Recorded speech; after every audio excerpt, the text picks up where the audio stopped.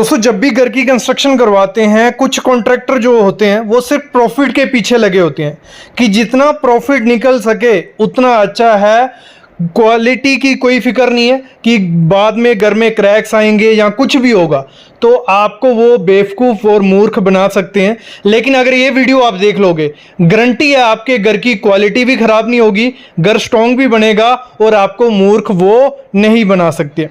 Contractor का काम होता है प्रॉफिट, तो उसको चाहिए 10 से 15% उसका प्रॉफिट होगा चलेगा, लेकिन कुछ रहते हैं कि 30-40% प्रॉफिट आना चाहिए और इस चक्कर में वो आपका नुकसान कर देते हैं। वो नुकसान शुरू कहाँ से होता है?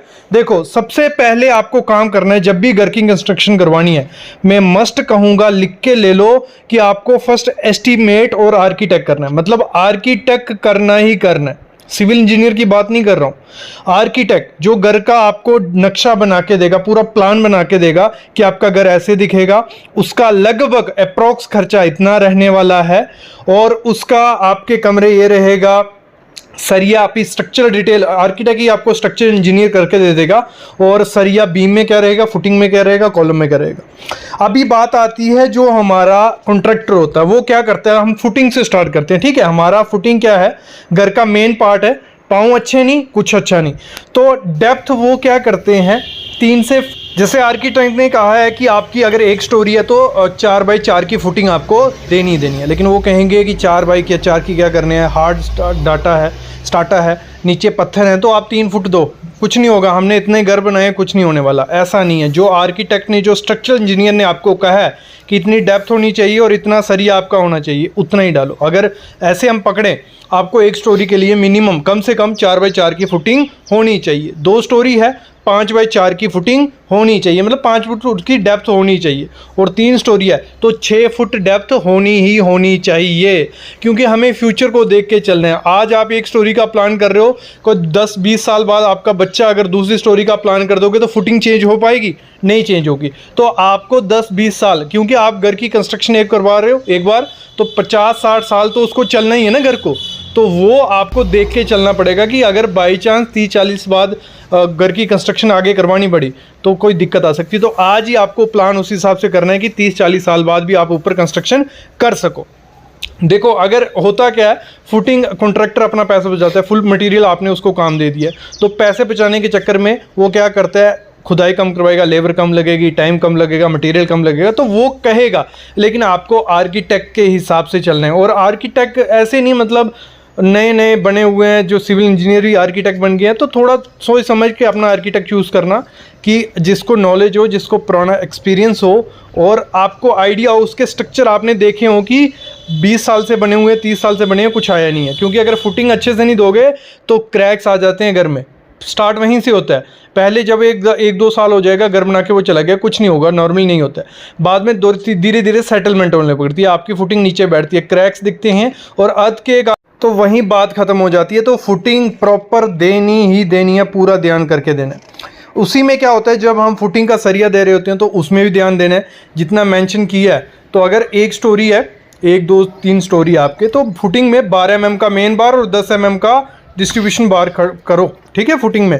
और जो कॉलम का या बीम का सरिया, देखो वो क्या करता है कॉन्ट्रैक्टर हमारा, कॉलम उस हिसाब से करता है कि जो उसके पास फर्मा पड़ा होता है, जो उसके पास शटरिंग पड़ी होती है ना, बोलता है कि आर्किटेक्ट ने इतना बड़ा दड़ा दे दिया, आपका खर्चा ज़्यादा होगा।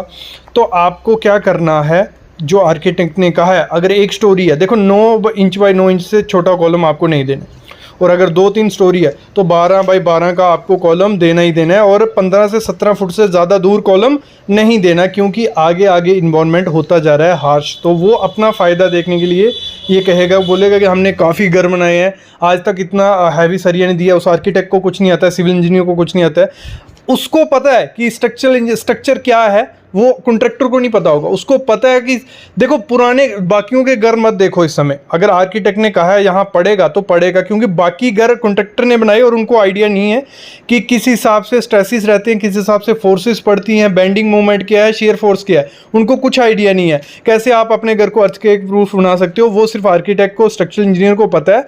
तो वो पूरा सिस्मिक लोड देख के, पूरा विंड लोड देख के, हर चीज़ देख के डालते हैं, तो आपको वही कराना है। कॉन्ट्रैक्टर अपनी लेबर, मटेरियल, टाइम बचाने के लिए ये आपसे बोल सकता है। और फिर हम वही बोलेगा कि अगर सही से कॉलम और बीम आपने नहीं दिए होंगे। मेन देखो कॉलम का काम है आपके जो लोड है स्लैब का वो नीचे तक फुटिंग तक पहुंचाना। फुटिंग हमने अच्छे से कर दी, कॉलम अच्छे से कर दिया, तो आपका घर थोड़ा बहुत सेफ हो गया। और बीम का साइज भी छोटा कर देते हैं कि इतना बड़ा बीम क्या करना है। तो ये चीज़ भी आपको ध्यान देना ही देना है कि अर्थक्वेक आएगा और दिक्कत बन जाएगी। फिर बात बनती है जब हमारी ब्रिक वर्क होता है, तो ब्रिक वर्क में आप कोई भी यूज़ करो, डबल एसी ब्लॉक बोलते हैं तो डबल एसी ब्लॉक यूज़ कर दो, लाल ईंट बोलते हैं लाल ईंट यूज़ कर दो, कोई दिक्कत उसमें नहीं आने वाली है। लेकिन कंक्रीट बैंड और लिंटल मस्ट देना है। कंक्रीट बैंड क्या हो गया, जैसे हमारी जो खिड़कियाँ होती हैं उनका सिल लेवल होता है, ठीक है, सिल लेवल पे आपको क्या करना है, कंक्रीट बैंड देना है, जिसमें आपको M25 कंक्रीट यूज़ करना है। ग्रेड कौन सा रहेगा, M25। और सरिया आप 8 mm का 2 सरिया डाल दो, कोई दिक्कत नहीं है। वो दोनों कॉलम के बीच थोड़ा थोड़ा घुसा देना। और प्रॉपर से 100 mm का 4 इंच का कंक्रीट बैंड भी प्रोवाइड किया होगा, तो आपके जो घर में क्रैक्स आते हैं ना नीचे फुटिंग से ऊपर, ठीक है, मतलब अगर बाई चांस प्लिंथ थोड़ा सेटलमेंट होती है तो क्रैक्स आते हैं, तो वो वहीं तक रहेगा, सिल लेवल तक, ऊपर नहीं जाएगा। तो आपको वो कंक्रीट बैंड प्रोवाइड करना ही करना है, क्रैक्स नहीं आएंगे। फिर आपको लिंटल देना है। लिंटल दोगे तो क्या होगा, एक तो पूरे घर को पकड़ के रखता है लिंटल। जो आपको कॉलम होंगे ना एक दूसरे से उनकी बॉन्ड बनी जाएगी। एक तो प्लिंथ बीम जो होगा, प्लिंथ बीम भी पकड़ के रखेगा कॉलम को हमारे, फिर हमारा कॉलम दूसरा कौन पकड़ के रखेगा, लिंटल। लिंटल आपके घर को पकड़ के भी रखता है और क्रैक्स नीचे से ऊपर भी नहीं जाती है, तो एक सेफ आपके घर को बना देता है कौन, लिंटल। तो ये अर्थक्वेक के हिसाब से बहुत इंपॉर्टेंट चीज़ है। और ग्रेड आपको M25 से कम यूज़ नहीं करना है। और स्टील उसमें 12 mm के 4 सरिये डाल दो, कोई दिक्कत उसमें नहीं आने वाली है। और डेप्थ आप देख लो 230 बाय 1 फुट का या 300 mm का रख दो, कोई दिक्कत नहीं आएगी। बाकी वो चीज़ें आर्किटेक्ट आपको बता देता है। जब हम क्या करते हैं, स्लैब की कास्टिंग करते हैं, तो कॉन्ट्रैक्टर यहाँ भी आपको मतलब बेवकूफ़ बना देगा, आपको आइडिया नहीं लगेगा अगर पता नहीं होगा। तो वो जो थिकनेस होती है, स्लैब की डेप्थ होती है, वो 4 इंच रख देगा, 4 साढ़े 4 इंच रख देगा, और आपको आइडिया नहीं लगेगा। जब वो 4 साढ़े 4 इंच रख रहा है, उसका कंक्रीट बच रहा है, उसकी लेबर बच रही है, उसका टाइम बच रहा है। तो ये चीज़ होती है। तो आपको 5 या 6 इंच की आपको स्लैब देनी है। उससे होगा क्या, देखो 4 इंच की स्लैब देखो, एक तो वो आप जब छत पे चलोगे तो वो वाइब्रेट करेगा, वो ख़राब चीज़ है, वाइब्रेट नहीं करना चाहिए। लीकेज के चांसेस हो जाते हैं, जितनी डेप्थ कम होगी लीकेज होंगे, जितनी डेप्थ कम होगी क्रैक्स आएंगे। तो आपको 5 से 6 इंच स्लैब की डेप्थ रखनी है, ये उसको पहले ही बता देना।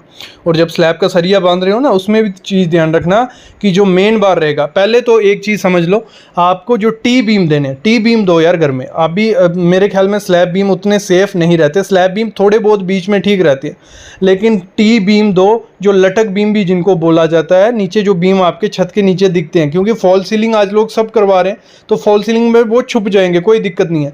लेकिन अगर बीम अच्छे से नहीं दोगे तो दिक्कत रह सकती है बाद में।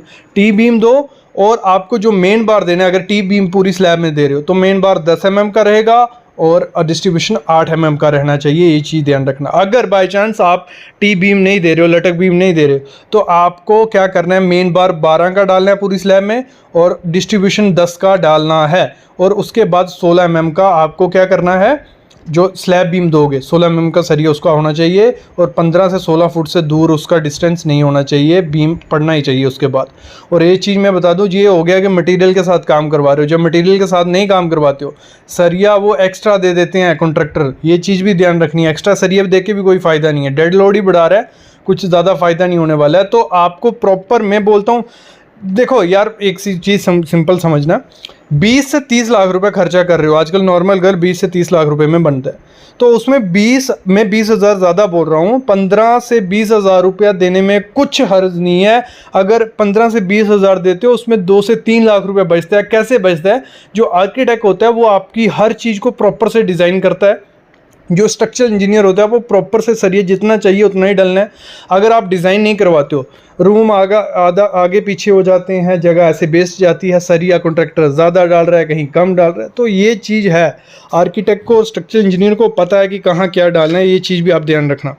नेक्स्ट चीज़ आपको क्या करना है, जो भी हाइट होती है, मतलब प्लिंथ बीम है ना, जो आपका प्लिंथ बीम की हाइट प्रॉपर रखो, रोड से पहले ही 4 से 5 फीट ऊपर रखो, क्योंकि फ्यूचर में आप अभी रोड ऊंचे होंगे, धीरे धीरे ऊंचे, मतलब 10 20 30 मतलब 60 70 साल के लिए तो घर बना रहे हो ना, तब तक आपके लेवल तक वो पहुंच जाएगा और पानी जाने का अंदर रिस्क रहता है। तो आपको क्या करना पड़ेगा, फिर आपको अपना जो ब्रिक है वो उठानी पड़ता है, मतलब घर को उठा रहे हैं जो आजकल जो लोग, तो वो खर्चा पड़ता ही पड़ता है। तो आपको प्लिंथ का हाइट 4 फुट रखना ही रखना है, ये चीज़ भी हमेशा ध्यान रखना, ये बहुत इंपॉर्टेंट चीज़ है। और एक और चीज़ देना, जो प्लिंथ प्रोटेक्शन नहीं देते हैं कॉन्ट्रैक्टर बोलते, क्योंकि लोगों को पता ही नहीं है तो वो बोलते हैं ठीक है नहीं पता तो हमें क्या। तो प्लिंथ प्रोटेक्शन आपको देनी है। जो आपका घर है उसके चारों तरफ आपको मतलब 2-2 फुट तो कंक्रीट की 100 mm की लेयर डाली मतलब थोड़ा खोद लो उसको और चारों तरफ आप डाल दो कि आपका जो पानी है वो बाहर से निकल जाए आगे पीछे। नहीं तो चारों तरफ अपनी क्या बना लो, नाली बना लो, ड्रेनेज का सिस्टम बना लो कि आपका जो पानी है वो आपके घर से दूर जाए, ना कि आपकी फुटिंग में घुसे, ना आपके प्लिंथ में घुसे। जब ऐसा होगा तो क्या होगा, उसके बाद आपके घर में क्रैक्स आएंगे और गिरने के चांसेस बन जाएंगे। जब भी स्टेयरकेस बनवाओ अपनी, स्टेयरकेस में एक चीज़ ध्यान रखना, जो क्या करते हैं कुछ लोग पहले बेस स्लैब बना देते हैं, मतलब बेस स्लैब बना देंगे 4 इंच की और उसके ऊपर ईंट का ब्रिक वर्क कर देते हैं। तो वो डेड लोड बनाता है बेस स्लैब पे और आपकी सीढ़ी थोड़ी झुक जाती है और गिरने के चांसेस भी होते हैं। आपको जब भी सीढ़ी बनानी है, भले चेन स्टेयर बना रहे हो तो फिर तो कोई दिक्कत नहीं है, सरिया भी वैसे दोगे कंक्रीट की बनती है। लेकिन अगर सिंपल बना रहे हो बेस स्लैब देके, तो आपको कभी भी ईंट के स्टेप्स नहीं बनाने, आपको कंक्रीट के ही स्टेप बनाने हैं, वो भी बेस स्लैब के साथ साथ। तो उससे आपकी सीढ़ी जो होती है स्ट्रॉन्ग मजबूत बन जाती है, ये चीज़ भी ध्यान देना। और जो सरिया आप दोगे, सरिया नीचे फुटिंग में भी जाना चाहिए सीढ़ी का और ऊपर स्लैब में भी जाना चाहिए सीढ़ी का, तो वो आपकी स्ट्रॉन्ग सीढ़ी बनेगी। फिर बात आती है जो सेप्टिक टैंक होता है आपको, वो आपको लोगों के हिसाब से बनाना है, ना कि उसने कहा 1000 स्क्वायर फीट का घर है इसके लिए इतना सा बनेगा। जितने लोग आपके घर में, उसका भी प्रॉपर डिज़ाइन होता है, वो भी आपको आर्किटेक्ट करके दे देगा। नहीं तो गूगल में हर चीज़ है, यूट्यूब में हर चीज़ है, तो वहाँ से भी सर्च करके कर लो कि अगर 5 लोग हैं हम घर में तो हमें कितना साइज़ का सेप्टिक टैंक चाहिए, वो भी बना देंगे। कमेंट करना नहीं होगा जो चीज़ आपको नहीं पता चलती है। ऐसे तो कंसल्टेशन का मैंने लाया था कि आपके एक कॉल का 200 रुपये लूँगा या वीडियो कॉल का 500 रुपये लूँगा, तो अगर वो पॉसिबल है, दे सकते हो तो करो, अच्छे से पूरी डिटेल मिल जाएगी। अगर नहीं दे सकते कोई दिक्कत नहीं है, कमेंट करो, कमेंट में हर चीज़ क्लियर की जाएगी। टेलीग्राम ग्रुप है, व्हाट्सएप ग्रुप है, लोग भी कर देंगे क्लियर। तो क्लियर करने का आजकल बहुत चीज़ें हो गई हैं, तो बस आपको थोड़े एफर्ट्स लेने हैं, हर चीज़ को जानना है। गूगल यूट्यूब में हूँ तो वो चीज़ आपको करनी है। तो सेप्टिक टैंक आपको आरसीसी का बनाओ, ब्रिक वर्क का बनाओ, प्रॉपर साइज से बनाओ तो सही रहेगा। फिर जो फ्रेम रहते हैं, डोर के फ्रेम हो गए, विंडो के फ्रेम हो गए, चौखट्स हो गई जो, तो वो एमएस का यूज़ करो, या जापानी चौखट आजकल चल रही है वो भी सही है, अपोलो स्टील आता है उसका भी सही है। अगर वुडन का यूज़ कर रहे हो, वुड बोलते हो, कॉन्ट्रैक्टर कोई भी वुड उठा के लगा देगा, थोड़े टाइम बाद वो सड़ जाएगी, मुड़ जाएगी, फट जाएगी। तो आपको अच्छी वुड देख लेना है, पहले उसे कुला देना है कि साल की लगा या कोई दूसरी कंपनी की लगा तो अच्छी रहेगी। साल की वुड लगाओ, कोई दिक्कत नहीं है, अच्छे से वो रहने वाली है। और मैं मस्ट कहूँगा, जब भी मैं हर वीडियो में बोलता हूँ जब घर की कंस्ट्रक्शन करवाते हैं, एग्रीमेंट मस्ट करवाओ। और जब एग्रीमेंट करवा रहे हो, एग्रीमेंट में हर चीज़ लिखो, जो जो अपने घर की करवाने वाले हो हर चीज़ लिखनी है, हर उसमें आइटम डालनी है, हर चीज़ उसमें मेंशन करना है, ये पैसे इस हिसाब से पेमेंट होगी, ये इस हिसाब से होगा, सब चीज़ें उसमें करके रखनी है। ये चीज़ भी आपको ध्यान देनी है। नेक्स्ट चीज़ जो आपको करना है, कम्युनिकेशन रखनी है। जो आपका आर्किटेक्ट होगा उससे भी आपकी बात होनी चाहिए, कॉन्ट्रैक्टर भी। कभी भी मैं बोलता हूँ, ये अपना एक्सपीरियंस है मेरा, जो आर्किटेक्ट आपको कॉन्ट्रैक्टर सुजेस्ट करता है ले लो, कोई दिक्कत नहीं है, लेकिन एक बार उसके बारे में पता कर लेना, पुराने प्रोजेक्ट देख लेना। पॉसिबल हो तो ये रखो आर्किटेक्ट अलग हो, कॉन्ट्रैक्टर अलग हो। तो जो कम्युनिकेशन रहेगी आप तीनों के बीच में एक साथ होनी चाहिए। ये नहीं कॉन्ट्रैक्टर और आर्किटेक्ट अपने में लगे हुए, आपको कोई आइडिया नहीं है, तो आपको जब भी कोई चीज़ क्लियर करनी है, तीनों को प्रॉपरली बैठना है। कम्युनिकेशन अच्छे से रखोगे तो सही से काम होगा, पैसा बचेगा और अच्छा क्वालिटी से काम होगा। और साथ ही साथ क्या करना है आपको, डिज़ाइन जो आपका है उस हिसाब से आपको रखना है, स्टार्टिंग से ही एंड तक डिज़ाइन को चेंज मत कर रहे हो बार बार। एक बार प्रॉपर से बैठ के देख लो कि क्या करना है, क्या उस हिसाब से। क्योंकि देखो, रूम आपको पूरे यूटिलाइज करने हैं, ये नहीं है कोई बड़ा रूम बना दिया 15x20 का या जो भी है, मतलब जैसा आपकी रिक्वायरमेंट है वैसा रखो। अगर 15x20 का ही आपको एक रूम चाहिए तो बनाइए, कोई दिक्कत नहीं है, लेकिन प्रॉपर यूटिलाइज होनी चाहिए स्पेस, कि वो आपको जितनी नीड है उस हिसाब से बनाओ। और बाकी अगर हम बात करें, जहाँ स्टोर चाहिए वहाँ स्टोर, मतलब प्रॉपर डिज़ाइन होना चाहिए। रूम के साथ बाथरूम आ रहा है तो ये आपका काम कौन कर सकता है, आर्किटेक्ट कर सकता है। कोई प्रमोट नहीं कर रहा आर्किटेक्ट को मैं, अगर आप खुद से ये प्रॉपर चीज़ें कर सकते हो तो आप खुद भी कर सकते हो, कोई दिक्कत नहीं है। फिर मैं बात करता हूँ जो हम कॉस्ट कटिंग के पीछे रहते हैं कि जहाँ खर्चा बच जाए, यहाँ खर्चा बचाए। खर्चा बचाओ लेकिन क्वालिटी के साथ कॉम्प्रोमाइज़ मत करो। अगर क्वालिटी के साथ कॉम्प्रोमाइज़ करोगे, आज आपने सस्ती चीज़ लगा ली, 5 साल बाद वो चीज़ चेंज करनी पड़ेगी, जहाँ वो ख़राब हो जाएगी, तो फिर वही सेम ही हालत हो जाती है। तो आपको क्वालिटी के साथ कॉम्प्रोमाइज़ नहीं करना है, क्वालिटी प्रॉपर रखनी है, तो आपका घर अच्छे से बनेगा। ये चीज़ भी आपको ध्यान रखनी पड़ेगी। ऐसी ऐसी चीज़ें बहुत हैं यार, बहुत बताने को होता है, लेकिन वीडियो बहुत लंबी निकल चुकी है, 15 मिनट हो गए, 15 से 16 मिनट। तो इतनी देखते नहीं हो आप लोग, छोड़ के भाग जाते हो, बोर हो जाते हो। तो अगर आप चाहते हो कि एक और वीडियो इस पर आए तो कमेंट करना, मैं वीडियो ले आऊँगा। बाकी कोई भी डाउट चाहिए, कोई कंसल्टेशन चाहिए, मतलब कमेंट करना। डिस्क्रिप्शन में लिंक है हर चीज़ के, वो भी आपको काफ़ी हेल्प करेंगे। अभी मैं लेता हूँ अलविदा।